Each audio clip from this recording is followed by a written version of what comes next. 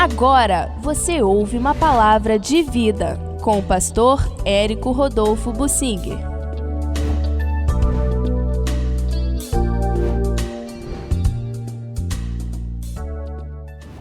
É fonte de ganho, é uma profissão. De fato, nas igrejas institucionalizadas dos Estados Unidos e da Europa, o ministério ser pastor é uma profissão. E até há um bom preparo teórico, porque precisa estar muito bem preparado intelectualmente. Mas a pessoa entra para o ministério como uma profissão. Infelizmente, na igreja institucionalizada do Brasil também existe muito disso. A pessoa quer um bom salário que a igreja dá, quer uma garantia e ele se acomoda na vida religiosa. Isso não tem nada a ver com o chamado espiritual de Deus e o servir a Deus de coração. Aliás, eu acho que quem serve no ministério por salário, uma grande parte dos pastores, poucos são como eu, que não recebo um centavo e quero que ninguém me tire essa glória, como diz o apóstolo Paulo na Bíblia.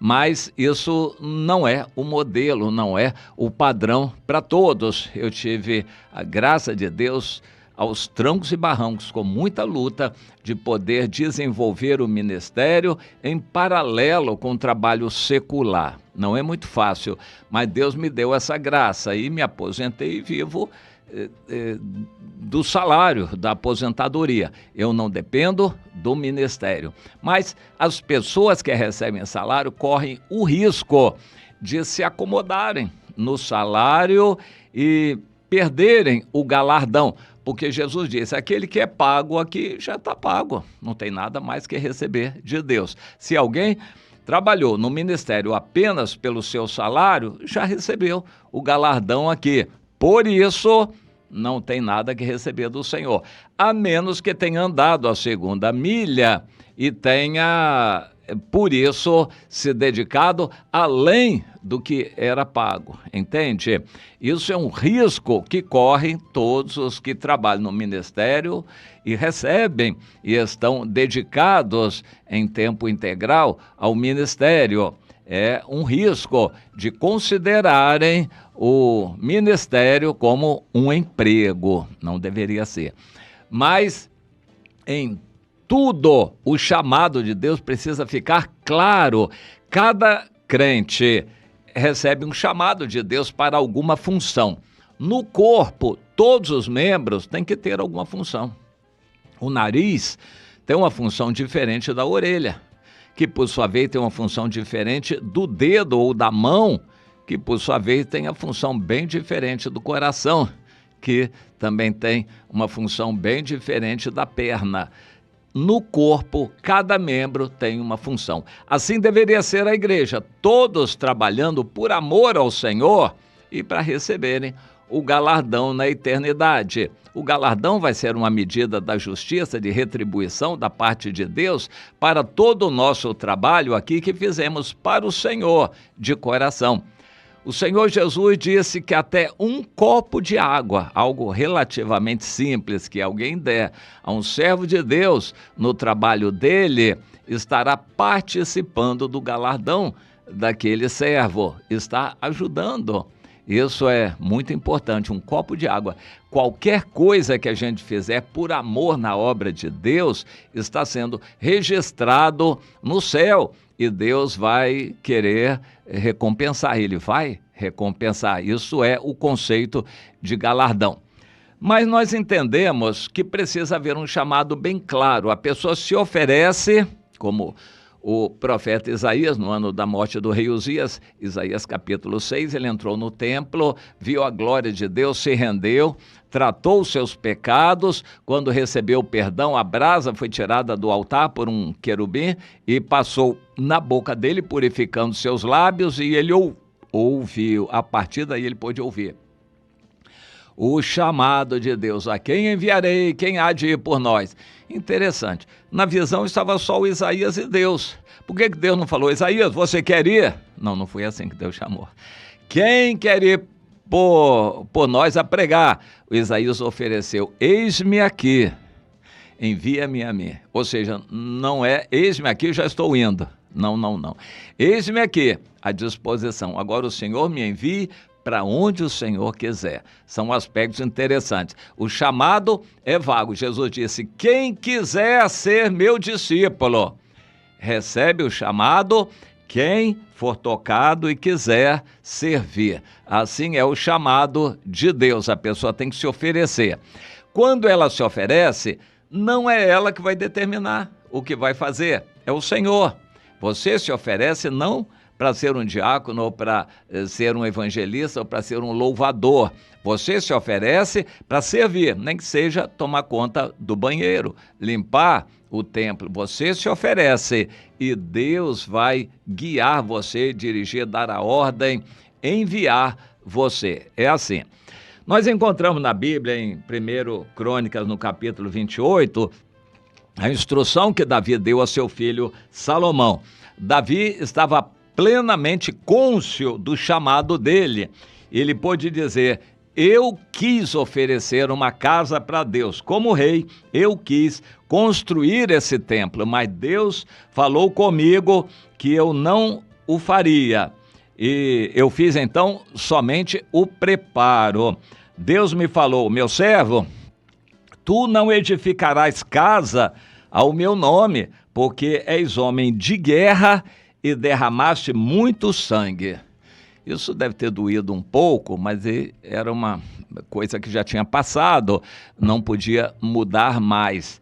Davi sabia que estava perdoado, mas que no currículo dele ele tinha matado muita gente, inclusive velhos, crianças. Ele tinha praticado atrocidades, hoje chamada de genocídio. Ele tinha praticado isto pesava sobre ele, mas o Senhor, então, por causa disso, não deixou que ele construísse o templo.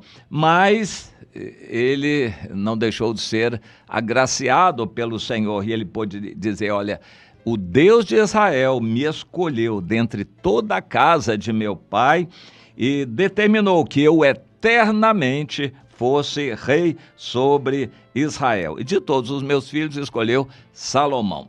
Eu estou lendo em 1 Crônicas 28. O chamado de Davi foi inequívoco. Ele teve o chamado de Deus, fez discípulos no louvor, no culto, e Deus o abençoou grandemente. Porém, ele levou a culpa daquele sangue. Mas quanto à salvação, ninguém tem dúvida, porque ele foi perdoado pelo Senhor. É bom a gente entender isso. Deus perdoa o pecado, mas as consequências do pecado você vai arcar com elas aqui na terra. É muito melhor não pecar. Que a gente tenha isso em mente. 1 João 2:1. Filhinhos, estas coisas vos escrevi para que não pequeis. O objetivo nosso deve ser a gente se prevenir para não pecar. Se, contudo, a gente resvalar, cair no pecado, que confesse rapidamente para ficar livre da condenação do pecado. E o Senhor vai nos perdoar, porque Ele prometeu, 1 João 1:9, se confessarmos os nossos pecados, Ele é fiel e justo para nos perdoar os pecados e nos purificar de toda iniquidade, limpar a nossa consciência. Porém, a consequência do pecado a gente vai levar aqui na terra. Nós precisamos saber disto. O pecado precisa ser tratado. O chamado é inequívoco, não depende do pecado. Os dons e a vocação de Deus são irrevogáveis. Deus chamou Davi. Não era por causa do pecado dele que Davi se desqualificaria. Enquanto em pecado, Deus não poderia usá-lo, mas ele, se consertando do pecado, voltaria a ser o Davi. Entende isto? O chamado de Deus não morre se a gente pecar. Enquanto ele estiver em pecado, não pode ser usado por Deus. Mas quando confessa e se arrepende do pecado, retorna à condição do chamado de Deus. Os dons e a vocação de Deus são irrevogáveis. Deus chamou alguém, alguém recebeu um chamado de Deus, o dom, a imposição de mãos, a vocação, ele vai continuar assim e pode pecar e até se privar da salvação, mas o dom vai permanecer nele porque é dom, é dado e não volta atrás. É interessante a gente entender isso porque pessoas que vivem em pecado, a gente sabe que vivem em pecado, no entanto ainda podem ser usadas por Deus? Podem. Os dons e a vocação de Deus são irrevogáveis. Eu quero falar dessa vocação. Em Atos, no capítulo 5, nós encontramos o Gamaliel dando um parecer sobre os apóstolos que foram apanhados pregando o evangelho em Jerusalém. E os líderes religiosos judeus não queriam e tinham inveja porque multidões gostavam de estar reunidas e ouvindo o evangelho. E então eles prenderam e queriam saber o que fazer. Alguns pensavam em matar, outros em surrar, outros em prender. Eles queriam saber o que fazer com os apóstolos Pedro e João. E então Gamaliel se levantou em Atos 5:35, ele diz: israelitas, prestem atenção, deixa eu falar. Antes deste dia se levantou um tal de Teudas, insinuando ser ele alguma coisa, e a ele se agregaram 400 homens. Depois foi o Judas, o Galileu, no tempo do recenseamento, que levou muitos consigo, mas ele também morreu. Então, pensem bem, se essa obra é de Deus, vocês não podem estar lutando contra ela. Mas se ela não é de Deus, ela vai cair por si só. Se esses homens estão insinuando ser alguma coisa, se eles estão com presunção de serem alguma coisa, isso não vai para frente. Entendeu? E eles aceitaram o parecer do Gamaliel. Eles não podiam lutar contra Deus. E nós vamos entender, uma pessoa que é fraca, que cai continuamente em pecado, mas ele tem um chamado de Deus, ele vai ser usado por Deus. Pode até perder a salvação por causa do pecado dele, mas ele vai ser usado por Deus enquanto ele abrir a boca aqui na terra. O chamado de Deus é forte.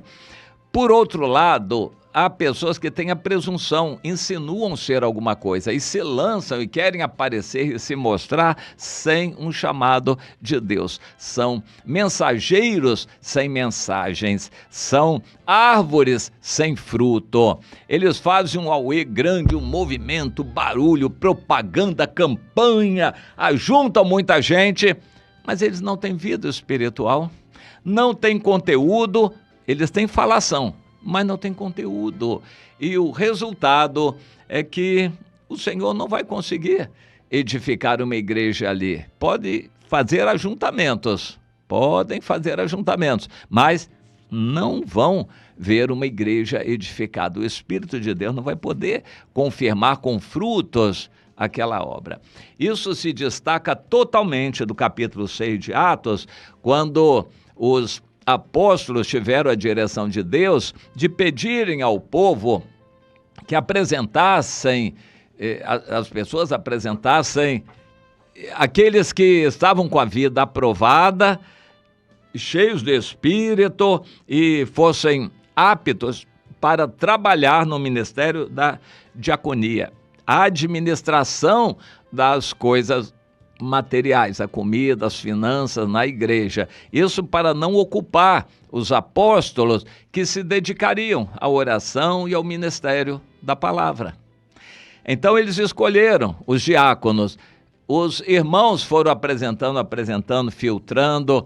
Por fim, ficaram 7 que foram empossados, reconhecidos como diáconos, receberam imposição de mãos e passaram a servir e a trabalhar. Entre eles, o Estevão, que saiu a pregar com grande autoridade e foi apedrejado, e por causa dele se desencadeou uma grande perseguição. Outro foi o Filipe, o evangelista que levou o evangelho para Samaria e multidões se converteram lá. E os outros também, aparentemente, deram um bom testemunho. Pode até ser que um deles, o Nicolau, tenha sido aquele que se descambou para a seita dos nicolaítas. Se foi o caso, ele aproveitou ter sido indicado pelo povo para diácono para querer ser mais alguma coisa ainda e criou uma seita dos nicolaítas que arrebanhou muita gente. Ele presumiu, se foi o caso, se foi o mesmo Nicolau, grandes estudiosos reconhecem que foi ele, então ele presumiu ser alguma coisa, teve um chamado e quis ser mais do que o chamado. Lá no Antigo Testamento nós encontramos o Coré, Datã e Abirão, que foram chamados para serem levitas, mas eles queriam ser mais do que levitas. E assim por diante, a gente recebe de Deus algo. Fique nesse algo, seja fiel no que você recebeu, no talento que você recebeu. Não queira ser mais, não queira aparentar mais, não queira presumir ser mais, não insinue ser alguma coisa que Deus não deu para você ser. A obra de Deus é feita pelo Espírito. Quem na carne presume ser alguma coisa, quer aparecer e se mostrar, vai arcar com consequências dolorosas depois. Mas, principalmente, o povo tem que ver os frutos do ministério de alguém. É só falação, apresentação, vanglória humana. Há frutos verdadeiros, espirituais, na vida e no ministério daquele ali? Preste atenção. Entenda isto e verifique se há frutos. O chamado verdadeiro de Deus faz a gente produzir frutos para a glória de Deus. Mas a presunção leva à religiosidade, interesses e, por fim, à perdição. Não se deixe enganar por quem presume ser alguma coisa, se intitula apóstolo, falso apóstolo. Não siga pessoa desse tipo, mas queira ser como aqueles que esperam o chamado de Deus e quando recebem, permanecem no chamado, produzindo muito fruto para o Senhor. Seja você uma pessoa assim.